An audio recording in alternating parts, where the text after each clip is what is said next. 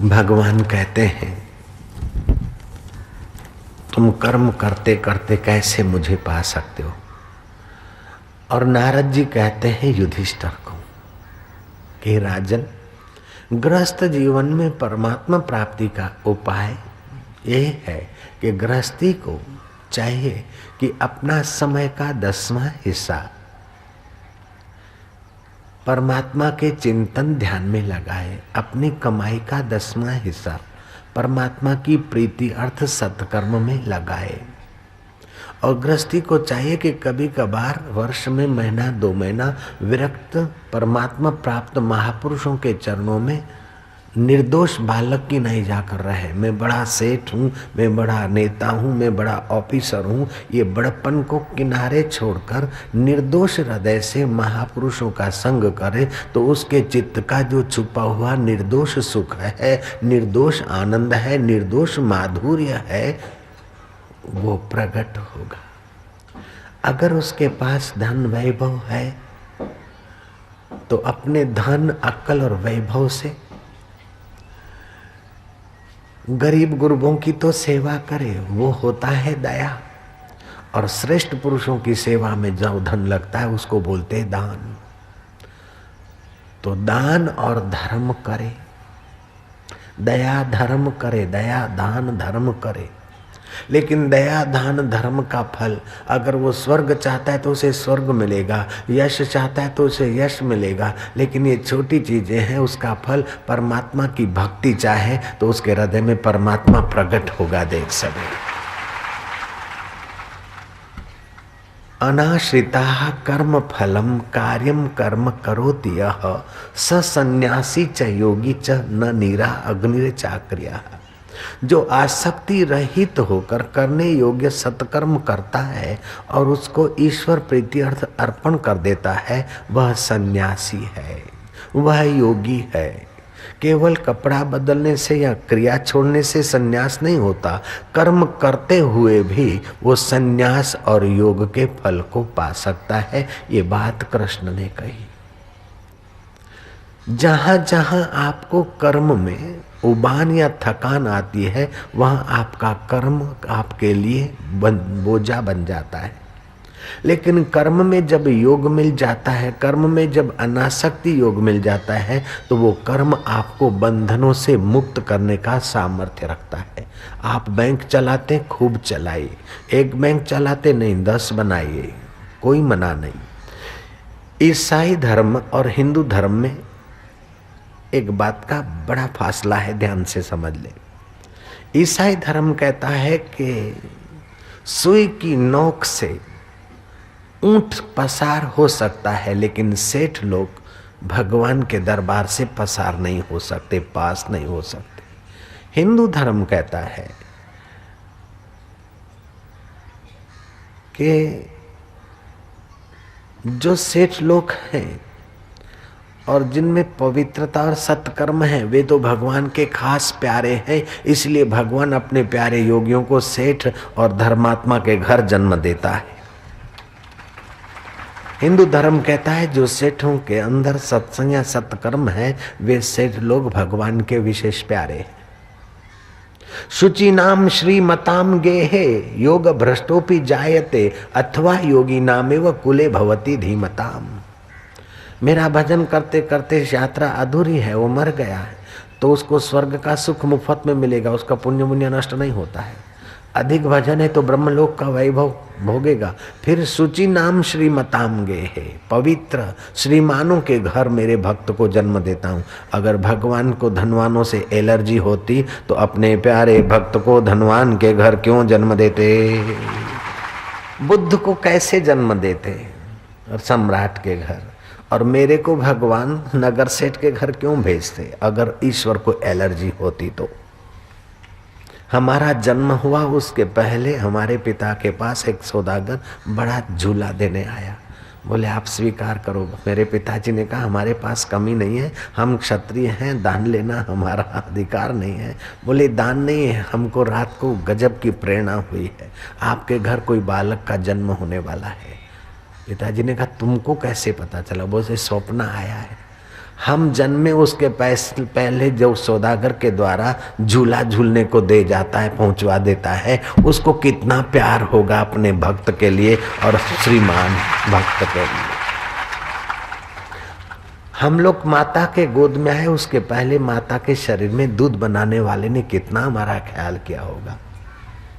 जितना पियो, जब पियो, मुंह घुमा दो, जूठा नहीं माना जाता है, अशुद्ध नहीं माना जाता है, बिगड़ नहीं जाता है, अपवित्र नहीं माना जाता है। फ्रिज हो, बोतल हो, थैली हो, थैली का बाप हो, एक बार खोला फिर बिगड़ जाता है, 10 दिन 15 दिन महीना नहीं रहता। लेकिन यहाँ तो माँ के शरीर में कैसा दूध, जब चाहिए पियो, मुंह घुमा दिया तो बस शुद्ध का शुद्ध। कैसी सुंदर व्यवस्था है। ऐसे ईश्वर के लिए जिनके पास समय नहीं है, उनके भाग्य को शास्त्र धिक्कारता है। मनुष्य रूपे मृगाश्चरन्ति ही, वे मनुष्य रूप में मृग हैं। जैसे मृग हरा हरा घास खाने में मशगूल हो जाता है, ऐसे वो संसार की ऐहिक चीजों में मशगूल हो जाते हैं। मृग को ओचिंता शिकारी बाण मारता और मर जाता है, ऐसे लोगों को ओचिंता काल पकड़ता है और सब यहाँ छोड़कर चले जाते हैं।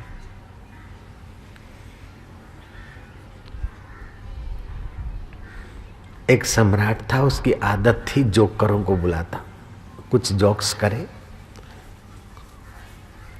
मजाक करे और इनाम विनाम दे और चले जाए। एक मशकरे को राजा ने एक छड़ी दे दी, चांदी के हाथे वाली। बोले तेरे से ज्यादा कोई बेवकूफ हो तो उसको दे देना। बूढ़ा राजा बीमार पड़ा, हकीम डॉक्टरों ने हाथ ऊपर कर दिए, जो तुम्हारे निकटवर्ती उनसे मिल लो, नहीं तो फिर मरने के बाद प्रेत होके भटकना पड़ेगा। राजा ने मिलने वालों की छूट छाट रख दी। वो मशकरा भी मिलने को आया। मशकरा ने कहा राजा, अब तो तुम्हारी यात्रा ऐसी होने वाली है कि जहाँ फिर आप आएंगे नहीं, ऐसी दूर की यात्रा पे निकल के जा रहे हो, तो वहाँ के लिए कुछ तैयारी की है? बोले क्या तैयारी? बोले आदमी एक गांव से दूसरे गांव जाता है, एक कंट्री से दूसरी कंट्री जाता है, तभी कुछ न कुछ सामान, बैगेज, कुछ न कुछ लगेज ले जाता है। तो आप तो ऐसी जगह जा रहे हैं कि वापस लौटेंगे नहीं, तो आपने कोई पुण्याई साथ में ली है, कोई मंत्र दीक्षा का धन है, कोई सतपुरुष के ज्ञान का धन है, कोई सत्संग का धन है, कोई सेवा का धन है, कोई पुण्य का धन है जो आपको वहाँ काम आए, रक्षा करे। राजा बोलता ये तो कुछ नहीं किया। मशकरा ने उठाकर वो छड़ी हाथ में दे दी, बोले लीजिए आप इनाम। बोले मैंने तो कहा था किसी तेरे से ज्यादा मूर्ख को देना। बोले मुझसे ज्यादा मूर्ख मैंने आपको पाया, इसीलिए मैं आपको ही दिए जा रहा हूं। छोटी मोटी यात्रा के लिए इतनी तैयारी करते हो, इतनी महान यात्रा के लिए तुमने कोई कमाई नहीं की, इससे ज्यादा बेवकूफी कहाँ मिलेगी मुझे। ये आप संभालिए, आप इसके अधिकारी इनाम के। अपने जीवन में वह प्रसाद की आवश्यकता है, जो प्रसाद मृत्यु की चोटों से हमारी रक्षा करे, जो प्रसाद जन्म मरण के नरकों से हमारी रक्षा करे, जो प्रसाद अशांति से हमारी रक्षा करे, जो प्रसाद माता के गर्भों में जाते जाते फिर नालियों में भटकने से हमारी रक्षा करे। ऐसे प्रसाद की मनुष्य जीवन को नितांत आवश्यकता है। कृष्ण कहते हैं प्रसादे सर्व दुखा नाम हानि रस्योपजायते प्रसन्न चेतसो यासु बुद्धि पर्यवितिष्ठते। प्रसाद से सारे दुख दूर होते हैं और बुद्धि उस प्रसाद स्वरूप परमात्मा में स्थित होती है। कर्म करते हुए कैसे स्थित हो, ये सवाल है। संसार में रहते हुए कैसे स्थित हो, मिल चलाते हुए कैसे स्थित हो, और घर गांठा चलाते हुए कैसे हमारी बुद्धि उस परमात्मा के सुख में स्थित हो। उसका उपाय खुले आम बताने वाला अगर कोई ग्रंथ है, युद्ध के मैदान में बताने वाला अगर कोई ग्रंथ है, तो वह गीता है। कनाडा का प्राइम मिनिस्टर ट्रूडो लिखता है कि मैंने अंजलि पढ़ा और ग्रंथ पढ़े, बाइबल आदि पढ़े, लेकिन गीता ने तो कमाल कर दिया। ये मरने के बाद मुक्ति देने वाला ग्रंथ नहीं, तो जीते जी मुक्ति देने वाला ग्रंथ है। कर्म के व्यवहार जगत में, कर्म क्षेत्र में भी मुक्ति देने वाला ग्रंथ है। कनाडा का प्राइम मिनिस्टर मिस्टर ट्रूडो कहता है Gita is not the Bible of the Hinduism but it is the Bible of the humanity. ये मनुष्य मात्र का धर्म ग्रंथ है। वो जब एकांत में गया तो दूध के लिए गाय और आध्यात्मिक खुराक के लिए उपनिषदें और गीता लेकर गया ट्रूडो।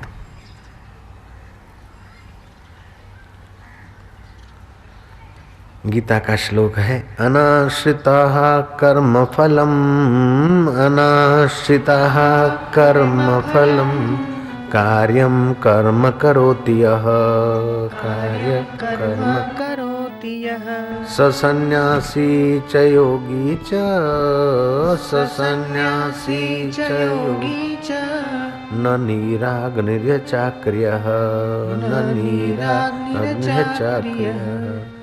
कर्म फल का आश्रय न लेकर जो कर्तव्य कर्म करता है वही सन्यासी तथा योगी है और केवल अग्नि का त्याग करके करने वाला केवल अग्नि का त्याग करने वाला सन्यासी नहीं होता तथा केवल क्रियाओं का त्याग करने वाला योगी नहीं होता है। आप कर्म तो करो लेकिन कर्म में अपना प्राण डाल दो, कर्म में अपना रस भर दो तो आपके लिए कर्म वो कर्म योग बन जाएगा। बच्चे को खेलने में कितनी सारी मेहनत होती है फिर भी उसको वो मेहनत नहीं दिखती है, लेकिन उस बच्चे को कहो कि लो जाओ आधा किलोमीटर फलानी जगह से वो इतनी बोतल उठा के आओ दो दूध की, तो उस थक जाएगा ना बोलेगा। बच्ची को बोला ले दूध वालों आयो 1 लीटर दूध ले आ, चौथा माड़ा थी दूध नीचे मारा थी नहीं उपड़े। वो मुन्नी को थोड़ी देर के बाद अपना मुन्ना भाई के लिए प्यार है, वो 8 में मार ले गई उसको। 1 लीटर दूध तुझे चौथे मार ले जाने में कठिनाई लग रही थी और भाई को 8वें माड़े ले रही, तू थकी नहीं? बोले नहीं नहीं इसमें तो वजन नहीं है, बड़ा हल्का फुल्का है। जहाँ रस आता है वहाँ बोझे का अनुभव नहीं होता, वहाँ दुख और कष्ट का अनुभव नहीं होता। तो आप कर्म में रस पैदा कीजिए। जब रसोई घर में जाए तो ये न सोचे कि हाय रे रसोड़ू करू पड़े छे। नहीं, पति के रूप में, पुत्र के रूप में, परिवार के रूप में मेरे ठाकुर जी के लिए भोजन बनाती हूँ। अगर कोई प्रिय व्यक्ति आता है आपके यहाँ भोजन करने तो आपके हाथों में और पैरों में पायल बजने लगती है, कितना रसोड़ा साफ सुथरा हो जाता है। और झांझरी झोए वांगुर कम किए तो थे। अगर अत्यंत प्रिय मित्र आता है, प्रिय सहेली आती है, प्रिय हितैषी आता है और उसको आपने आमंत्रण दे रखे और आपका आमंत्रण स्वीकार करके वो आ रहा है तो आप घर को कितना साफ सुथरा करते। क्या थकान लगती है उस समय? बोझा लगता है, नौकरी जैसा लगता है। लेकिन जिसके प्रति प्रेम नहीं है और आ रहा है इनकम टैक्स का ऑफिसर ऑडिट करने के लिए, आप साफ सुथरा तो करेंगे लेकिन अंदर से करेंगे कि मरे मुआ जल्दी जाए तो अच्छा। साहब चाय पीजिए, साहब ये कीजिए, साहब आइसक्रीम खाइए, अंदर से कि मरे जल्दी जाए, क्योंकि उसके लिए आपको प्रेम नहीं है, उसके लिए आप फॉर्मेलिटी करते हैं। और जिसके लिए आपको प्रेम है उसके लिए आपका उसमें प्राण जुड़ जाता है, आपका हृदय उसमें सींचा जाता है। वो आपको कर्म थकाने वाला नहीं होता है, वो कर्म रस देने वाला होता है। बापूजी हमारा आंगड़ी मकान साफ करो, बापूजी हमारे ये साफ करो, वो साफ करो। वो आपका कर्म योग बन जाता है, सुख देने वाला हो जाता है, आसक्ति को मिटाने वाला हो जाता है, परमात्मा से मिलाने वाला तुम्हारा कर्म हो जाता है। जब राज्यपाल आता है या मुख्यमंत्री आता है तो नगर पालिका की नींद उड़ जाती है और काम में लग जाती है। रास्ते साफ होने लगते हैं, गटर के ढक्कन खुलने लगते हैं, आसपास की कचरा पेटियां क्लियर होने लगती है। तो क्या एक व्यक्ति में भगवान है? लाखों लाखों नगरजन भगवान के रूप में दिखेंगे, तब नगर पालिका की सेवा भगवान की सेवा हो जाएगी। चाहूं और गंदगी, चाहूं और बदबू, चाहूं और मकान तो 2-2 करोड़ रुपए के, लेकिन अंदर आसपास में देखो तो तौबा तौबा, केयरलेस पना, कर्म में प्रीति नहीं है, जब पलायनवादिता होती है, लापरवाही होती है, आलस्य होता है, प्रमाद होता है, एक दूसरे के सिर पर ढोलने की आदत होती है सरकारी नौकरों की, तब समझो सरकार और सरकारी नौकरों का कर्म कर्म बंधन हो जाता है। अपने हिस्से आया हुआ कर्म तत्परता से करे। जो अपना कर्तव्य तत्परता से नहीं करता वो भक्ति क्या तत्परता से करेगा? वो ईश्वर को क्या पाएगा तत्परता से, और वो मुक्ति क्या पाएगा तत्परता से? रामकृष्ण परमहंस समाधि से उतरे, शिष्य बैंगन ले आया है। कितने का लाए? बोले 2 आने का। मूर्ख है, नालायक है, बेवकूफ है, ये 6 पैसे शेर मिलने चाहिए और कल के हैं बैंगन, ताजे नहीं है। जिस संत ने अशरफियां तक नदी में फिकवा दी, वो 2 पैसा चिल्ला फालतू खर्च के आया है और बैंगन बासी लाया, उसको डांटने में संकोच नहीं करते। कर्म करो तो तत्परता से करो। बुहारी लगाते कहीं कचरा रह जाता है, रामकृष्ण कड़क ढंग से डांटते हैं। आप कर्म में अपना मन लगाइए, कर्म में अपना प्राण लगाइए, कर्म में अपने कर्मेश्वर परमेश्वर को देखिए, तो आपका कर्म आपको बंधन से मुक्त कर देगा। स्वधर्मे निधनम श्रेय पर धर्म भयावह। अपने धर्म में मर जाना अच्छा, पराया धर्म भयावह है। अगर तुम वाणिज्य व्यापार करते हो तो व्यापार में इतना प्रेम से तत्परता से व्यापार करो कि आने वाले ग्राहक के रूप में मेरा ठाकुर जी है, उसको वस्तु अच्छी मिले और मेरी आजीविका हो। ऐसा नहीं कि उसका गला कटे और मैं ऐश करता रहूं, नहीं। इस प्रकार का आप वाणिज्य करते हैं तो वो वाणिज्य आपको मुक्तिदायी हो जाएगा। लेकिन आपने तो बड़ा बड़ा मेला और बड़ा बड़ा खड़ा कर दिया और आ जा फंसा जा, केवल यश के लिए, धन के लिए, वाहवाही के लिए आप अगर उपदेश या लेक्चर करते हैं तो आपका लेक्चर बंधनकारी होगा। श्रोताओं के रूप में मेरा नारायण है, उसे आनंद मिले, उसे ज्ञान मिले, उसे माधुर्य मिले और उन्हें मुक्ति मिले, इस भाव से अगर आप सत्संग करते हैं तो आपका ये सत्संग भी कर्म योग है, मुक्तिदायी है। जाति भेद, जाति विग्रह की आग लगाकर कुर्सी चाहते तो आपके लिए बंधन है, लेकिन सच्चाई के सामने, झूठाई के सामने आवाज उठाते और समाज के शोषण के आगे आप बुलंद आवाज उठाते तो वो आपका भाषण कर्मयोग हो जाएगा। जय राम जी की। कर्म तो आप करो, लेकिन कर्म को बंधन करने वाला कर्म मत बनाओ, कर्म को मुक्ति देने वाला बनाओ। कर्मों से कर्म आसक्ति काटो। कर्म आसक्ति, फल आसक्ति, करने की आसक्ति, न करने की आसक्ति, ये सब बंधन है। तुम तो कर्म को धर्म बना लो, तुम्हारा कर्म धर्म हो जाए, कर्म योग बन जाए।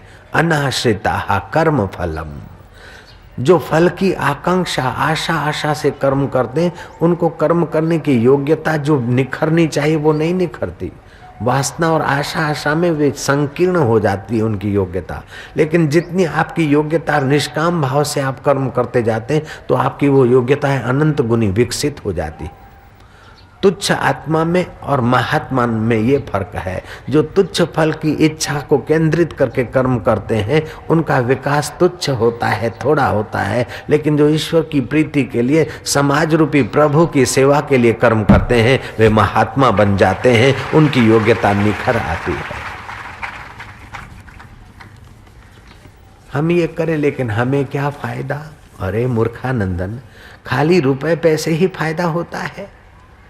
कर्म करते समय अगर निस्वार्थ है तो हृदय में रस आता है, आनंद आता है, माधुर्य आता है, आपकी योग्यता निखरती है। लेकिन हमको ये नहीं मिले तो हम जिएंगे कैसे? अरे मोपेड काम में आती तो उसको पेट्रोल मिलता है, ट्रैक्टर काम में आता है तो उसको डीजल मिलता है, यहाँ तक कि कूड़ा रखने का डिब्बा काम में आता है तो उसको भी रहने की जगह मिलती है। तो तू अगर ईश्वर और समाज के काम में आएगा तो तुझे रहने और खाने की जगह नहीं मिलेगी। इस बात में तू क्यों उलझता है यार? तुम जितना जितना काम में आते हो उतना उतना तुम्हारे लिए, तुम्हारी सेवा के लिए प्रकृति की वस्तुएं खींच के तुम्हारे पास आ जाएगी।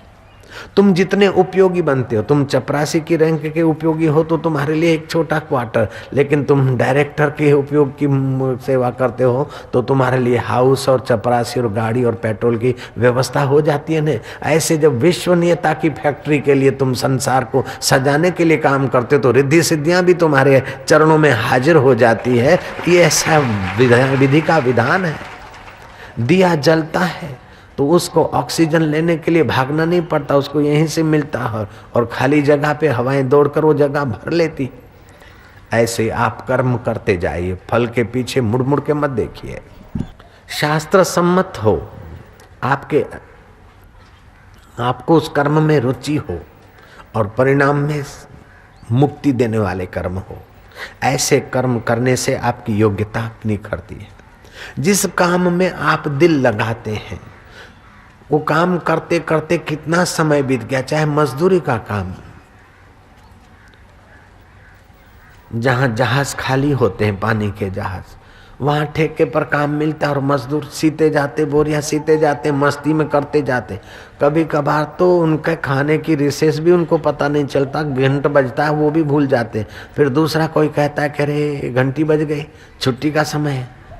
अच्छा चलो, तो काम करते करते उनको ऐसा रस मिलता है कि भूख का समय भी वो भूल जाते हैं, काम में वो रस आता है। जब याद दिलाते हैं कि इतना देर हुआ तुमने रोटी नहीं खाया, तब उसको देह अध्यास आता है, वो कर्म योग से हटकर देह के साथ योग करता है, तब उसको भूख सताती है। नहीं तो कर्म का रस उसको मजदूरी करते समय भी मिल जाता है। ऑफिसर को ऑफिस में भी अगर मन भावन काम करता है तो उसको मजा आता है। मन भावन काम तो कुत्ता भी कर लेता है।